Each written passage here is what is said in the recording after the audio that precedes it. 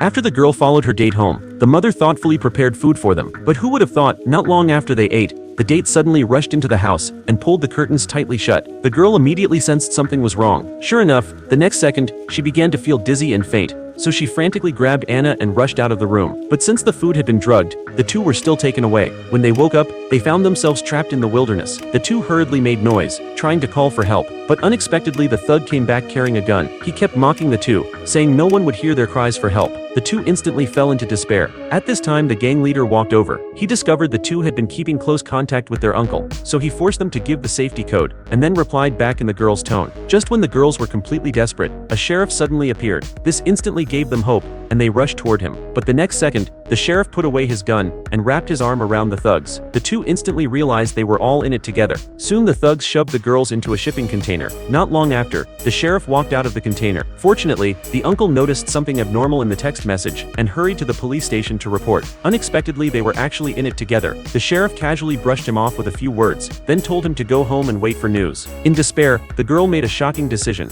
She pretended to get close to one of the thugs, then attacked him when his guard was down. After completely dealing with the thug, the two unlocked the chains. When the sheriff returned to the scene, he discovered the two were long gone. The next second, a car engine suddenly roared from behind. It turned out the two had secretly hidden nearby and seized the chance to steal a car. As they were leaving town, they unexpectedly ran into two strange girls. Thinking of the torment they had just suffered these days, the two didn't hesitate to return to the town. They went to a store to buy some tools and asked the owner for the gang leader's address. Meanwhile, the gang leader had just arrived home, unaware of what awaited him. When he opened the refrigerator, he suddenly sensed something was wrong, but he was still ambushed and knocked to the ground by the two. They tied him to the table and began their revenge. Meanwhile, the uncle, after leaving the police station, kept searching the town for traces of the two. After constant asking around, he found the gang leader's address, but just as he arrived, he suddenly heard a miserable scream. When he rushed inside, he only saw the room in chaos and the gang leader barely alive. At this time, the two girls were following the address they forced from the gang leader to find the masked man who had assaulted them. Although they didn't know his face, they successfully identified him by his tattoos. The girl swaggered straight through the front door, but the man didn't see her as a threat.